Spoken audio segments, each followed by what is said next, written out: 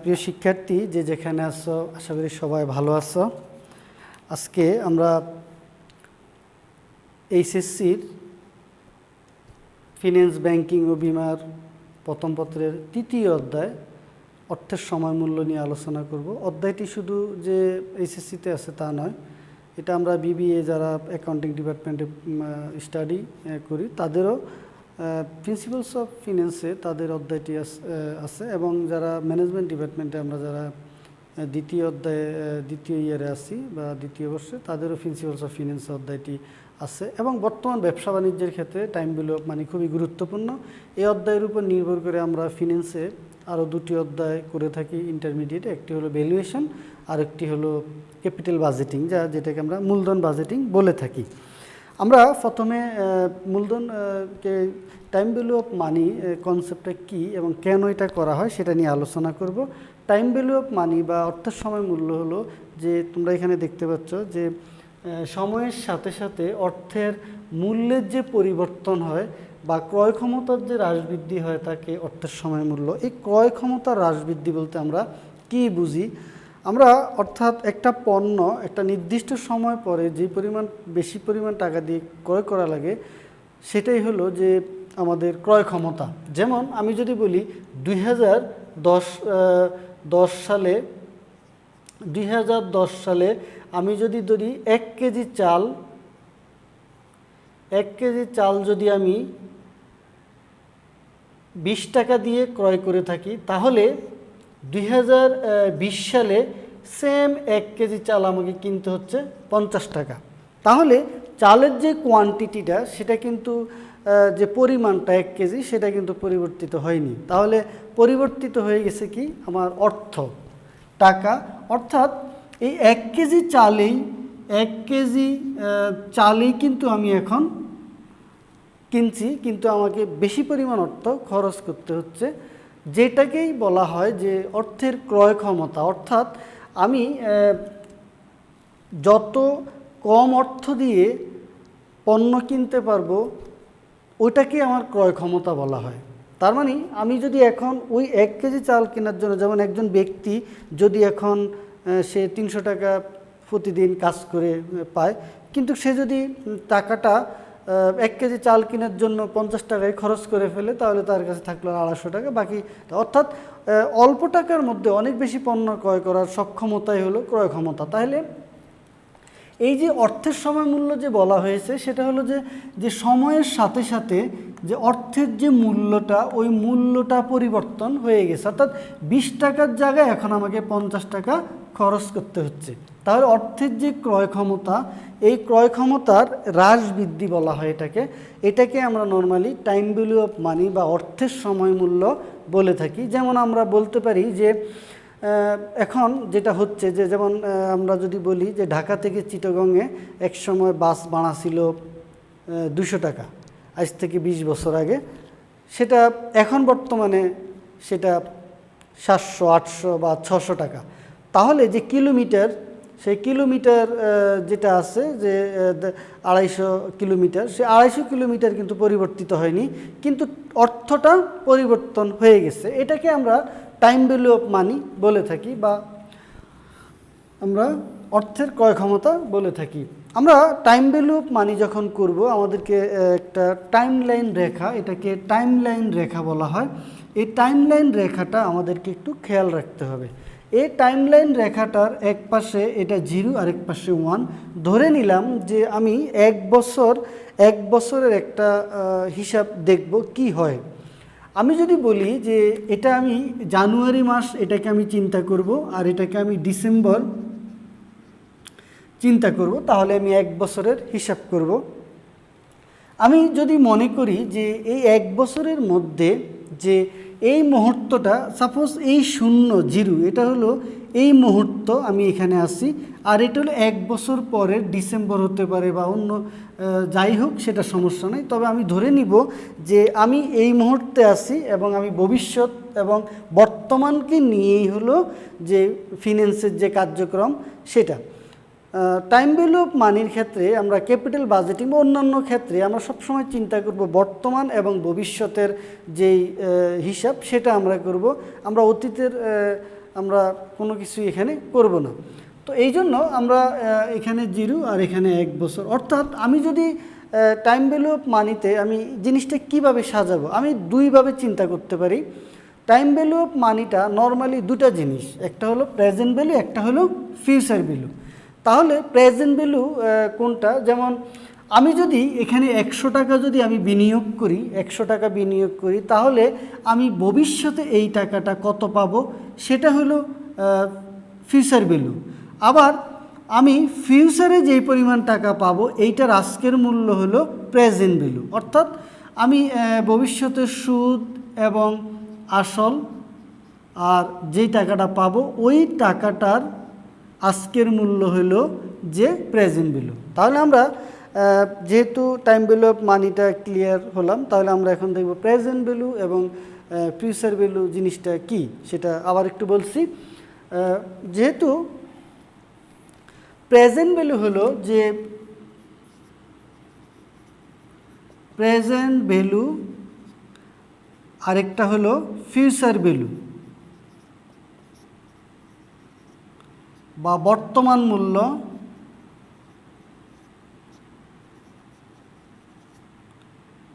ভবিষ্যৎ মূল্য। তাহলে বর্তমান মূল্য কাকে বলা হয় এবং ভবিষ্যৎ মূল্য কাকে বলা হয়, আমি ভবিষ্যৎ মূল্যটাকে আগে বলছি। ভবিষ্যৎ মূল্য হলো যে এখন থেকে নির্দিষ্ট সময় পরে যে পরিমাণ অর্থ পাওয়া যাবে সুদে এবং আসলে, সেটাই হলো ভবিষ্যৎ মূল্য। আমরা অনেক সময় জানি যে বিভিন্ন সময় আমরা ব্যাংকে ডিপিএস করি, এফডিআর করি, এগুলা কেন করি, যাতে আমি ভবিষ্যতে কিছু মুনাফা পাই, অর্থাৎ আমি আসল টাকাটাও পাবো, আমি মুনাফাটাও পাবো। তেমনই আমরা অনেক সময় জানি যে যারা সঞ্চয়পত্রে টাকা রাখে, সঞ্চয়পত্র বা পারিবারিক সঞ্চয়পত্র বিভিন্ন জায়গায় টাকা জমা রাখে, তারা এই ভবিষ্যতে মুনাফার আশায় তো রাখে। তাহলে এখন আমি যদি 100 টাকা জমা রাখি, তাহলে ভবিষ্যতে আমি সুদ এবং আসল এটা পাবো। তাহলে এই আমি যখনই ফিউচার ভ্যালু করতে যাব আমাকে একটা জিনিস খেয়াল রাখতে হবে, সেটা হলো আমরা যখনই এটা ফিন্যান্স রিলেটেড বা টাইম ভ্যালু অফ মানি করতে যাব আমাদেরকে খেয়াল রাখতে হবে, একটা হলো কম্পাউন্ডিং বা চক্র বৃদ্ধিকরণ, অর্থাৎ কম্পাউন্ডিংটা ফিউচার ভ্যালুর সাথে রিলেটেড। কম্পাউন্ডিংয়ের কনসেপ্টটা হলো এরকম যে আমি এখন যদি 1 লক্ষ টাকা যদি আমি জমা রাখি, তাহলে আমাকে ঠিক যদি আমি 10% হিসাব করি, তাহলে কিভাবে সুদটা গণনা করা হবে। কম্পাউন্ডিং হলো সুদ এবং আসল বারবার সুদের উপরে সুদ হবে কিভাবে।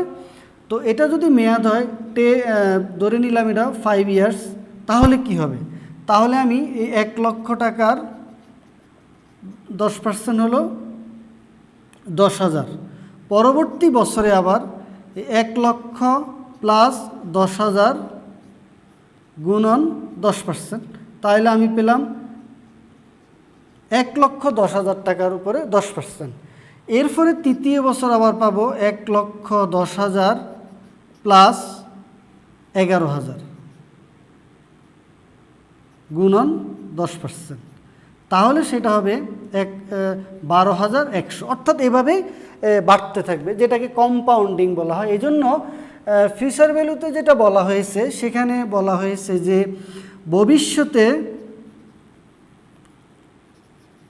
বর্তমানে যে পরিমাণ অর্থ জমা রাখলে ভবিষ্যতে সুদে আসলে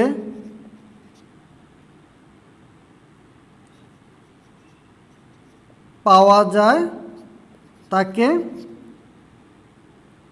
ফিউচার ভ্যালু বলে। তাহলে আমরা বুঝতে পারলাম যে ফিউচার ভ্যালুর কনসেপ্টটা হলো যে আমি এখন থেকে নির্দিষ্ট সময় পরে সুদে আসলে যে পরিমাণটা হবে। তাহলে আমার যে কনসেপ্টটা আমি যেটা বলতে চাচ্ছি সেটা হলো ফিউচার ভ্যালু হলো যে আমি টাকাটা অলওয়েজ জমা করব, জমা করলে আমি ভবিষ্যতে পাবো। আমি জমা করব, আমি ডিপোজিট করব টাকাটা, তো ডিপোজিট করলে আমি টাকাটা পেয়ে যাব ভবিষ্যতে। তাইলে সেটা আমরা ফিউচার ভ্যালুর কনসেপ্টটা আমরা বুঝতে পারলাম। আমরা এবার দেখব যে প্রেজেন্ট ভ্যালুর কনসেপ্টটা কি।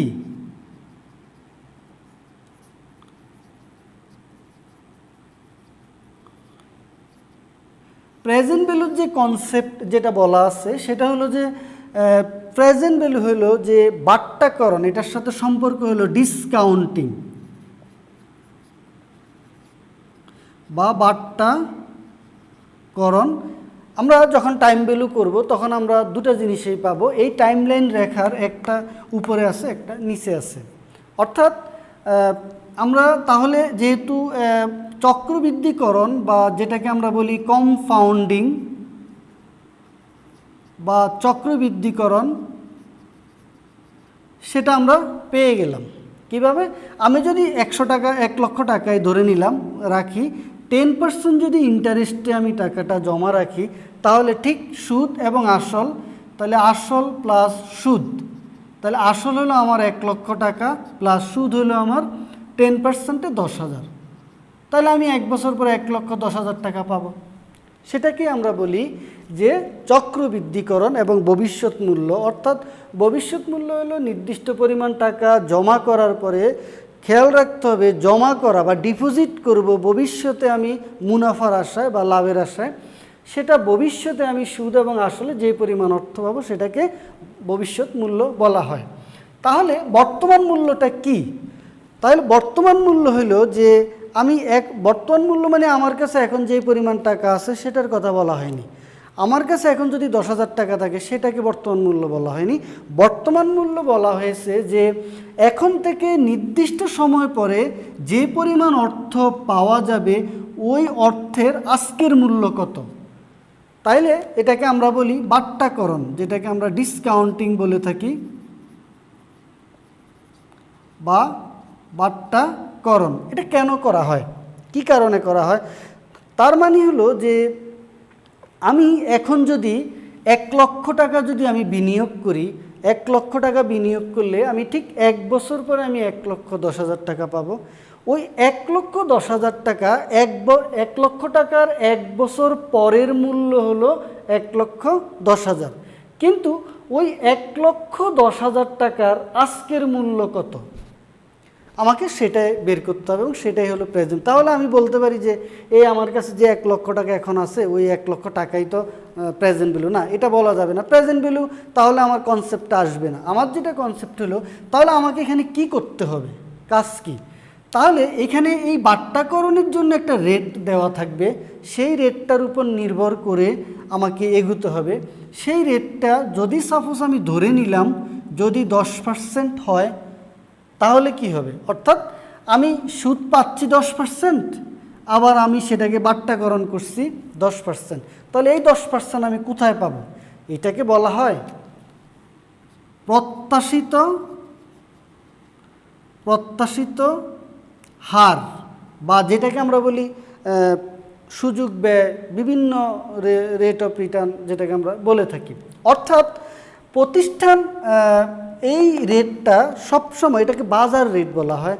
আমি যদি এই প্রতিষ্ঠানে বিনিয়োগ করি বা এই বন্ডে বিনিয়োগ করি, এই সিকিউরিটিতে বিনিয়োগ করি, তাহলে ওই বিনিয়োগ করার ওই প্রতিষ্ঠানে একটা রেট দেওয়া থাকবে, সেই রেটটাকেই বলা হয় এই প্রত্যাশিত আয়ের হার, যেটা সবসময় সব প্রতিষ্ঠানে থাকবে। ওই বাজারে যে রেট থাকবে, যেমন আমরা এখন জানি যে ব্যাংকের মধ্যে যেই ডিপিএস জমা রাখলে একটা রেট দেওয়া থাকে, বিভিন্ন সময় সব কিছুরই রেট থাকবে। আবার আমরা সঞ্চয়পত্র কিনতে গেলে আমরা জানি একটা রেট দেওয়া থাকে। তাহলে এইটা কি?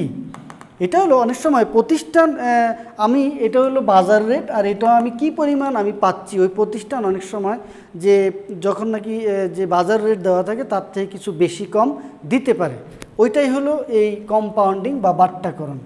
তো এখানে এটা 10% হতে পারে, 12% হতে পারে, 15% হতে পারে, এরকম হতে পারে। তাহলে আমরা যেটা বুঝলাম যে এখানে লিখতে পারি এখন থেকে নির্দিষ্ট সময়ের পর যে পরিমাণ অর্থ পাওয়া যাবে তার আজকের মূল্যকে বর্তমান মূল্য বলে বা প্রেজেন্ট ভ্যালু বলা হয়। অর্থাৎ আমাদেরকে সব সময় এটাকে মাথায় রাখতে হবে। তার মানে প্রেজেন্ট ভ্যালু বলতে এখন যেটা দেওয়া আছে এটা না। প্রেজেন্ট ভ্যালু হলো যে এখন থেকে নির্দিষ্ট সময় পরে যে পরিমাণ অর্থ পাওয়া যাবে এই টাকাটার আজকের মূল্যকেই প্রেজেন্ট ভ্যালু বলা হয়। আশা করি তোমরা প্রেজেন্ট ভ্যালু এবং ফিউচার ভ্যালুর যে কনসেপ্টটা সেটা ক্লিয়ার হয়েছে।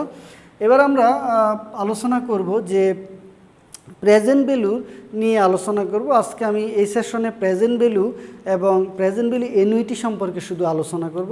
তারপরের সেশনে প্রেজেন্ট ভ্যালুর যে বাকি যে নিয়মগুলো আছে সেটা নিয়ে আলোচনা করব। আশা করি আমি অধ্যায়টাকে 4টা ভাগে ভাগ করছি। আজকে এটা প্রথম পার্ট। তো এখানে আমরা যেটা বলতে পারি সেটা হলো যে আমরা প্রথমে প্রেজেন্ট ভ্যালু নিয়ে আলোচনা করব। প্রেজেন্ট ভ্যালুটা কি আমরা সেটা দেখেছি, তাহলে আবারও লিখছি প্রেজেন্ট ভ্যালু বা বর্তমান মূল্য। এই প্রেজেন্ট ভ্যালু আমরা এখানে আমি লিখে রাখি যে প্রেজেন্ট ভ্যালু রিলেটেড যেই নিয়মগুলো আছে, কয়টা নিয়ম আছে এবং সেই নিয়মগুলোকে আমি আগে লিখছি। একটা হলো প্রেজেন্ট ভ্যালু বা বর্তমান মূল্য,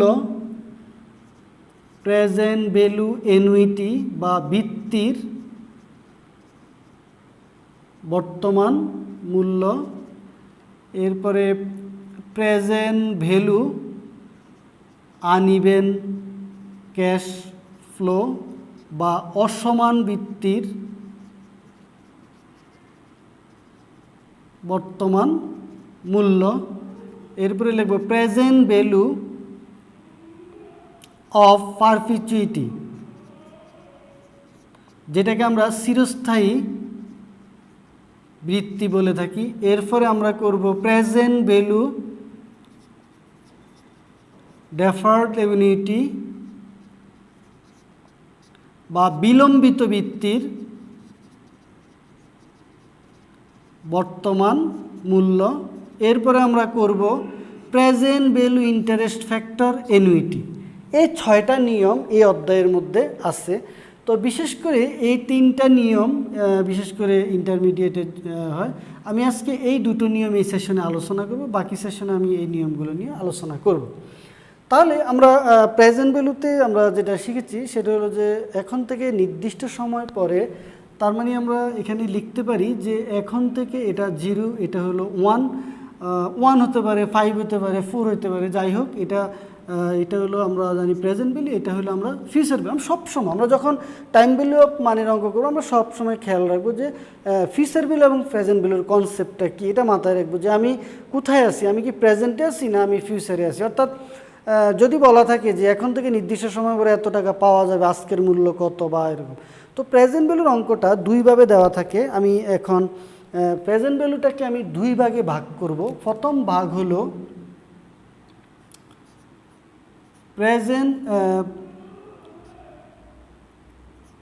প্রেজেন্ট ভ্যালু অফ লামসাম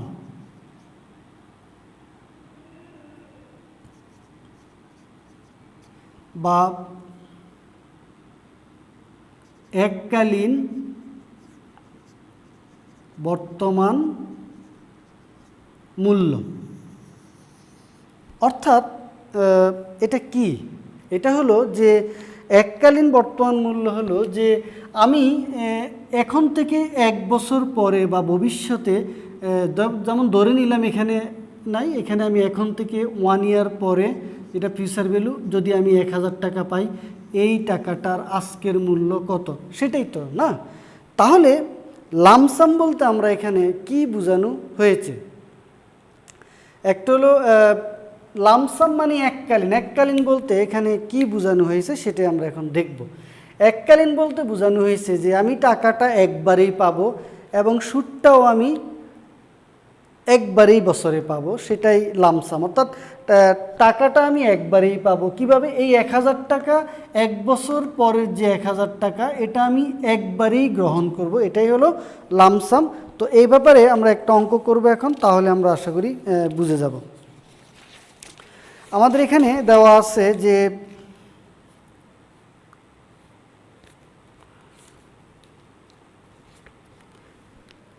যেমন মিস্টার জনি 25,000 টাকা গ্রহণ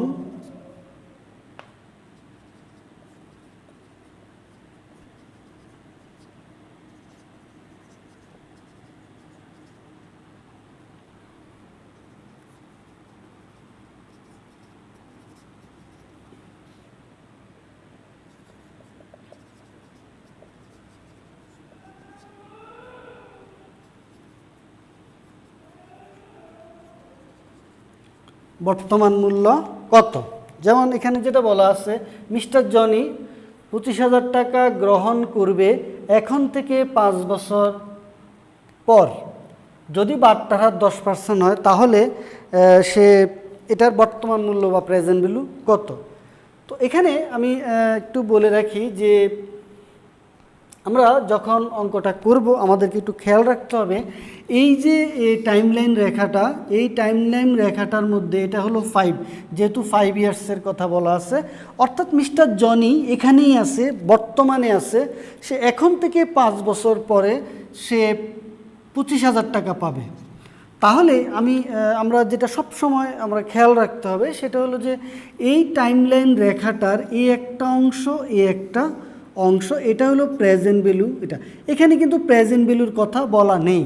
তো প্রেজেন্ট ভ্যালুর কথা বলা না থাকলে ফিউচারে টাকা কিভাবে পেলো, মানে পাওয়ার সিস্টেমটা কি। আসলে বিষয়টা হলো এরকম যে এখানে নিশ্চয়ই টাকাটা ছিল, ওই টাকাটার সাথে চক্রবৃদ্ধি যে সুদ আছে,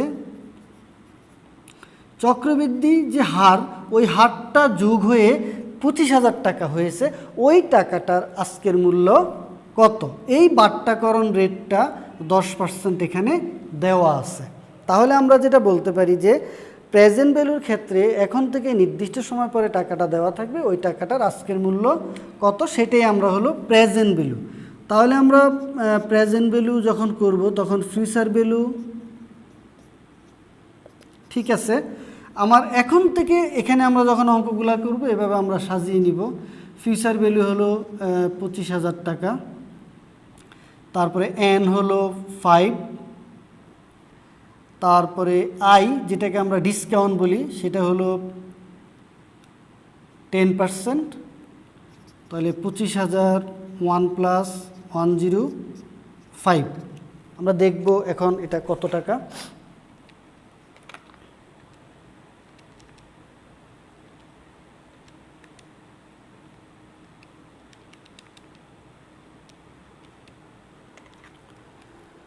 এটা হলো 15,523, অর্থাৎ 15,523 টাকা বা সামথিং আছে এখানে, যেটা আছে 03 নিতে পারি। আমরা জানি যে মূল রেজাল্টের পরে আমরা 2 গুণ নিব, এটা আমরা হয়ে গেল।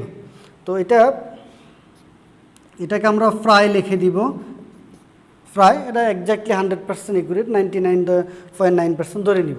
তাহলে আমি এখানে যেটা আমরা বুঝলাম সেটা হলো যে এককালীন বর্তমান মূল্য হলো যে টাকাটা আমি একবারেই গ্রহণ করব, একবার অর্থাৎ 5 বছর পরে আমি একবারেই টাকাটা গ্রহণ করব। 5 বছর পর আমি একবারেই টাকাটা গ্রহণ করলাম, এটাই হলো এককালীনের কথা বর্তমান মূল্য।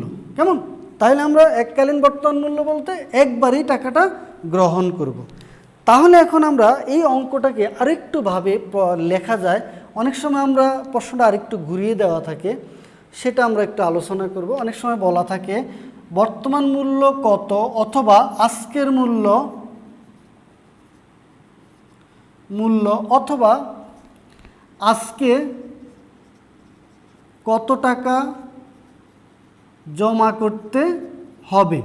অনেক সময় এই ধরনের প্রশ্ন আমাদের দেওয়া থাকে, সেটা আমরা এই অঙ্কের মধ্যে আমরা দেখি। তো যদি বলা থাকে আজকে কত টাকা জমা করতে হবে, তার মানে ওই টাকাটার এই 25,000 টাকার 5 বছর পরের 25,000 টাকার আজকে তো নিশ্চয়ই আমি কোনো না কোনো টাকা ওইটার মূল্য আছে ওইটা। তার মানে আমি এখন যদি 15,523 টাকা যদি জমা করি, এটা ভবিষ্যতে সুদে আসলে 25,000 টাকা হবে 5 বছর পরে। ওই জন্য এখানে বলা হয়েছে আজকের মূল্য কত। আমি প্রথমে তোমাদেরকে সকল নিয়মগুলো আলোচনা করে দিব, তারপরে আমি সৃজনশীল যে অঙ্ক সেটা একটা ক্লাসের মাধ্যমে দেখিয়ে দিব। এটা গেল আমাদের লামসামের যে কথাটা। সেম অঙ্কটাকে আমরা আরেকটু সাজাতে পারি, সেটা হলো যে যেমন মিস্টার জনি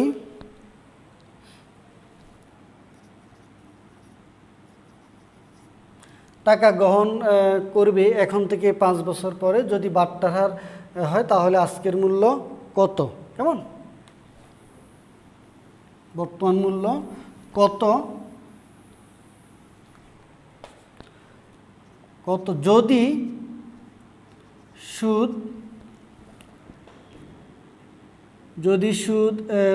ত্রৈমাসিক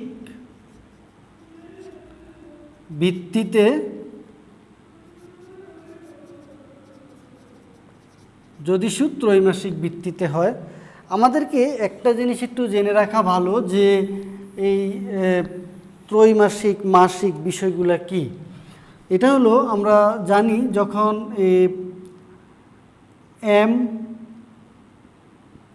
আমরা জানি মান্থলি হবে বা মাসিক হবে, সেটা হলো হলো 12। বলতে তম বোঝানো হয়েছে যে কতবার। তারপরে যখন ত্রৈমাসিক হবে হবে 4, কারণ 3 মাসে একটা ভাগ 3 3 3 3, তাহলে 4। এবার আমরা যদি ত্রৈমাসিকের পরে আমরা যদি বেশিরভাগ ক্ষেত্রে মাসিক থাকে, ত্রৈমাসিক থাকে, তারপরে দ্বিমাসিক থাকে, বায়ো মান্থলি যেটাকে বলা হয় এরকমভাবে থাকে, বা সাপ্তাহিক থাকে, সাপ্তাহিক 52 এরকম থাকে, এটা আমরা দেখব। এটা কি সেটা আমরা বলবো। এই যে অঙ্কটার মধ্যে বলছে যদি সুদ ত্রৈমাসিক ভিত্তিতে হয়, ত্রৈমাসিক ভিত্তিতে হয় মানে তাহলে এটাকে আমরা বলতে পারি যে present value lump sum not annual, অর্থাৎ এককালীন বর্তমান মূল্য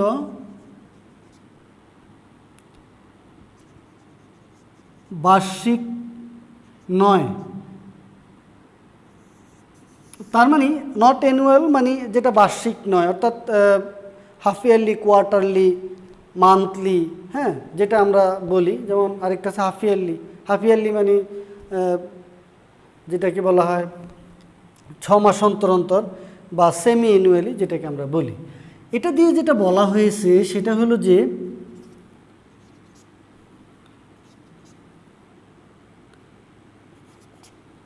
অর্থাৎ 25,000 টাকা আমি এখন থেকে 5 ইয়ার্স পরে গ্রহণ করব, ঠিকই টাকাটা আমি ঠিকই গ্রহণ করব, একবারেই গ্রহণ করব। এই জন্য এটার নাম হয়েছে এককালীন। কিন্তু সুদটা আমি বছরে একবার গ্রহণ করব না, আমি সুদটা বছরে 3 বার গ্রহণ করব, যে জন্য এটার নাম হয়েছে ত্রৈমাসিক। ত্রৈমাসিক ভিত্তিতে, নট অ্যানুয়াল, অর্থাৎ লামসাম নট অ্যানুয়াল মানে আমি সুদটা একবারেই গ্রহণ করব, টাকাটা একবারেই গ্রহণ করব, কিন্তু সুদটা আমি বছরে একাধিকবার পাবো। তো যেই জন্য আমরা যখন হিসাব করব এটার, তখন আমরা এভাবে হিসাব করব present value future value 1 plus I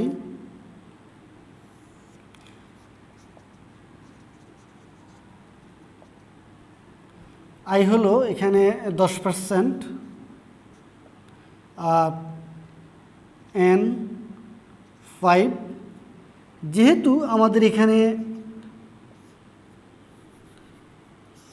future value 1 plus I M N M, অর্থাৎ যখনই আমরা এই লামসাম নট অ্যানুয়াল দেখব, অর্থাৎ অর্ধবার্ষিক, ত্রৈমাসিক বা এরকম, তখন আমরা এই সূত্রটা ব্যবহার করব, অর্থাৎ সুদটা এমতম দিয়ে ভাগ হয়ে যাবে। তো সেক্ষেত্রে আমরা লিখব 25,000 টাকা 1 প্লাস 0.103 5 গুণন 3, অর্থাৎ এম মানে হলো এখানে এম হলো 4, এম হলো 4, যেহেতু ত্রৈমাসিকের কথা বলা আছে, তাহলে এম 4। তাহলে আমরা এটাকে এখন করতে পারি।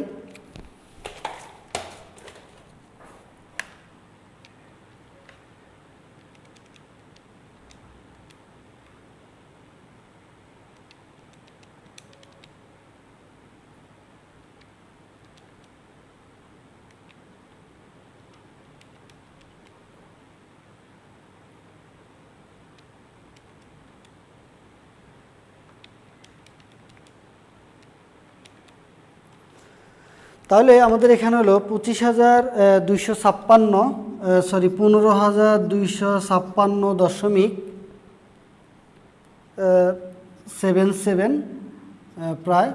আমরা দেখেছি আগেরটার থেকে এটা কিছুটা হেরফের হয়ে গেছে, কারণ হলো প্রেজেন্ট ভ্যালুর ক্ষেত্রে যখন এটা ভাগ হবে, যত ভাগ হবে তত অ্যামাউন্টটা কমতে থাকবে। তো সেই ক্ষেত্রে আমরা এখন দেখলাম যে প্রেজেন্ট ভ্যালু আমাদের যে কনসেপ্ট সেখানে দুটো জিনিস এখানে গুরুত্বপূর্ণ। একটা হলো প্রেজেন্ট ভ্যালুর মধ্যে যেটা বলা আছে যে আমি এখন থেকে নির্দিষ্ট সময় পরে আমি যে টাকাটা পাবো সেটাকে প্রেজেন্ট ভ্যালু বলা হয়। আমি এখন থেকে নির্দিষ্ট সময় পরে যে টাকাটা পাবো সেটা কি একবারেই পাচ্ছি না বারবার পাচ্ছি? এখানে যেটা বলা আছে লামসাম, লামসাম শব্দ অর্থে এককালীন গ্রহণ করা। আমি এখন থেকে নির্দিষ্ট সময় পরে যে টাকাটা সেটা একবারেই গ্রহণ করব, এটাই হলো প্রেজেন্ট ভ্যালু। কেমন? তাহলে একবারেই গ্রহণ করব, সেটা হলো প্রেজেন্ট ভ্যালু। যদি বাট্টাকরণটা অর্থাৎ আমাকে তারা যে সুদটা দিবে তাদের কাছে যেটা সুদ সেটা আমার কাছে বাট্টাকরণ, ওই বাট্টাকরণটা যদি বছরে 3 বার হয়, 4 বার হয়, 2 বার হয়, একাধিকবার হয়, তাহলে সেটা ভাগ হয়ে যাবে, সেটাকে বলা হয় বাট্টাকরণ। অর্থাৎ মূল কথা হলো ভবিষ্যতের টাকাকে আজকের টাকায় রূপান্তর করতে হলে এটাকে বাট্টাকরণ করতে হয়। তো এই জন্য এটা হলো লামসাম একবারই হবে, নট অ্যানুয়াল মানে হলো আমি সুদটাকে ভাগ করব। আশা করি আমরা এটা ক্লিয়ার হলাম। এবার আমরা যেটা করব গুরুত্বপূর্ণ একটা নিয়ম করব, আশা করি তোমরা মনোযোগ দিয়ে দেখবা। এবার আমরা যেটা আলোচনা করব সেটা হলো যে প্রেজেন্ট ভ্যালু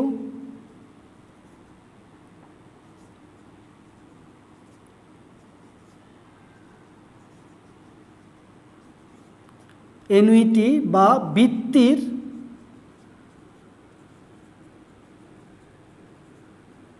বৃত্তির বর্তমান মূল্য। কেমন?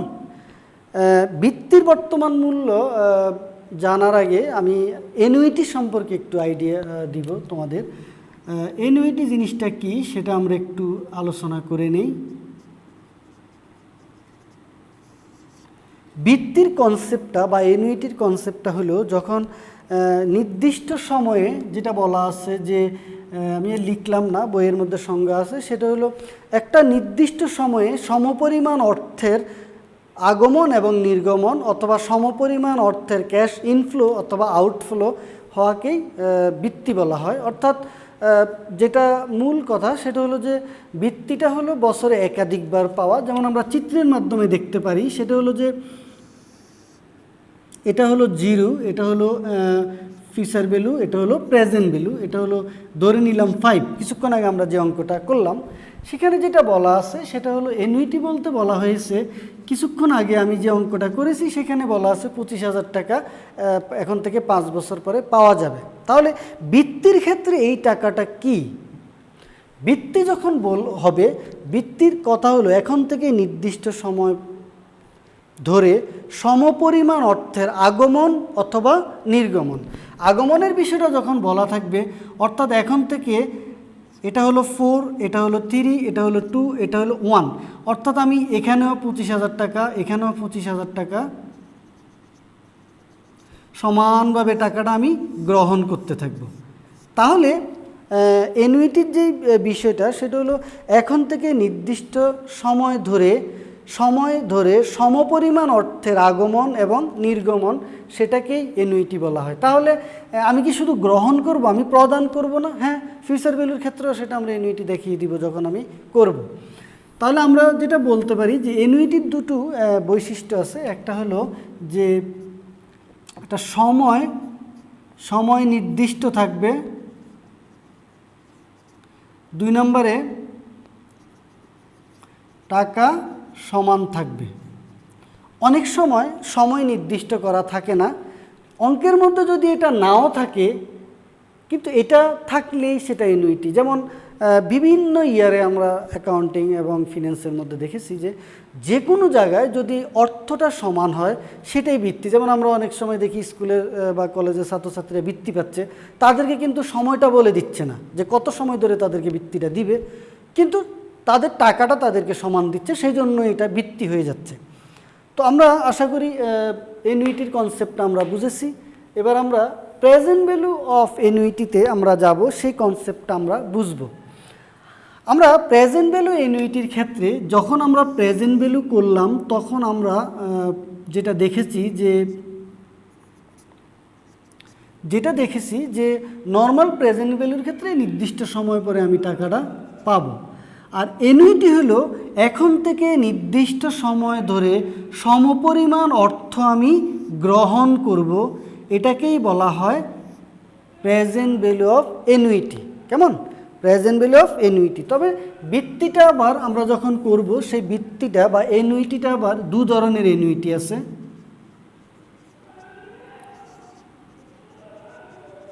অ্যানুইটিটা দুই ধরনের অ্যানুইটি আছে আমরা জানি। একটা হলো অর্ডিনারি অ্যানুইটি,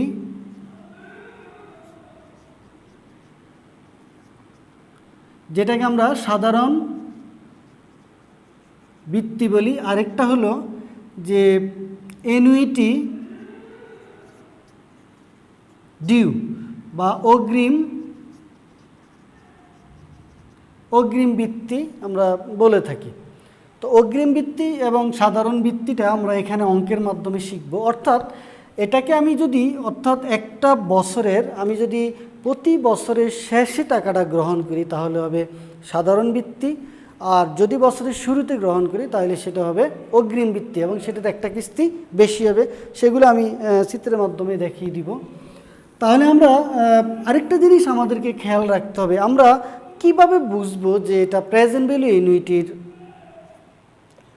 নিয়ম এবং এটা আমাকে প্রেজেন্ট ভ্যালু অ্যানুইটিতেই করতে হবে, সেটা দুটো আমাদের খেয়াল রাখতে হবে। একটা হলো যে প্রেজেন্ট ভ্যালু অ্যানুইটির ক্ষেত্রে আমাদের দুটো জিনিস আমাদেরকে সবসময় খেয়াল রাখতে হবে। একটা হলো যে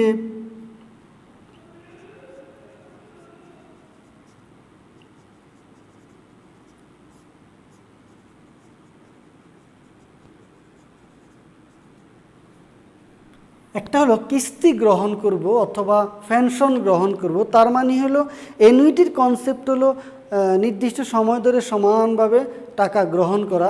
তাহলে সমানভাবে যে টাকাটা আমি গ্রহণ করব সেটা হলো যে পেনশন অথবা কিস্তি। যখন আমি অঙ্কেতে দেখব যে পেনশন গ্রহণ অথবা কিস্তি গ্রহণ, তাহলে আমি বুঝে নিব যে সেটা প্রেজেন্ট ভ্যালুর কনসেপ্ট। এরপরে আমরা যখন দেখব ঋণ গ্রহণ বা লোন কথাটা আমরা দেখব, বা এখানে আমরা দেখব যে ইনস্টলমেন্ট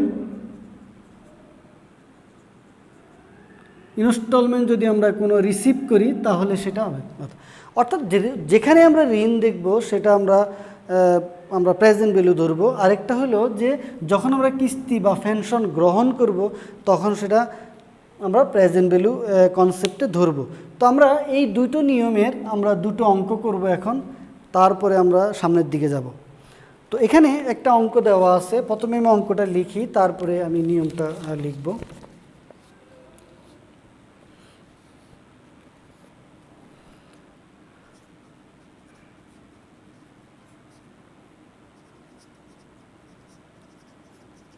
তাহমিনা ব্যাংক হতে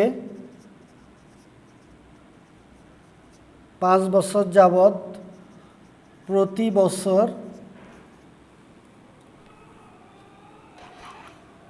বছর শেষে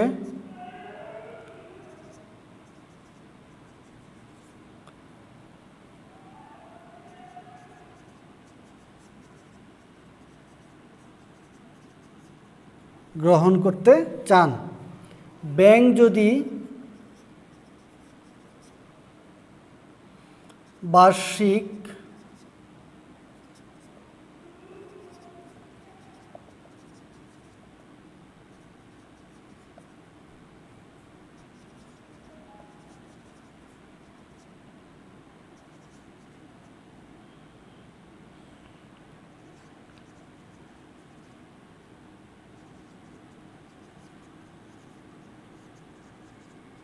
তাহলে তার অর্থের বর্তমান মূল্য কত?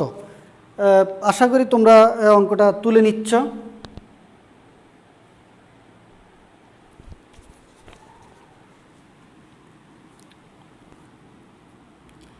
প্রেজেন্ট ভ্যালু অ্যানুইটি সমান সমান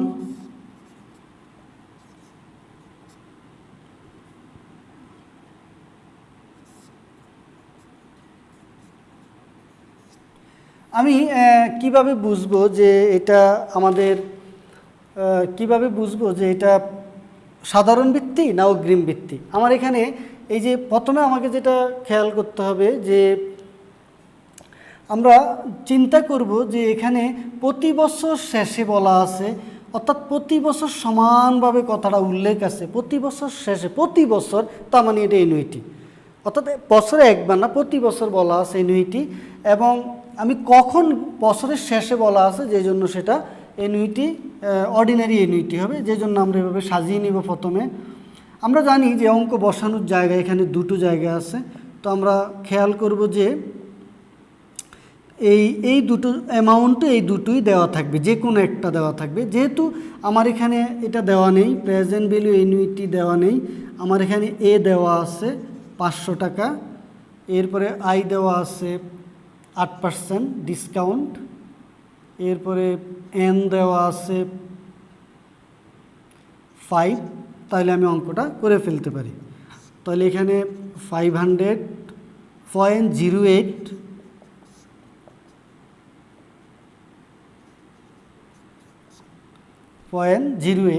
আর 5, তাহলে আমরা অঙ্কটা করে ফেলি।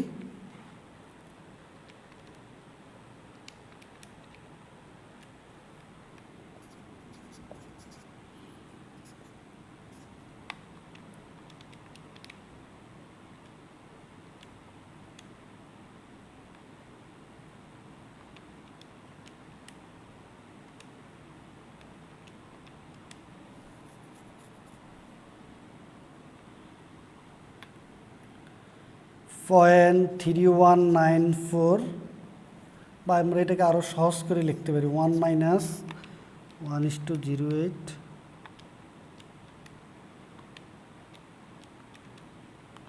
.680583 625 গুণন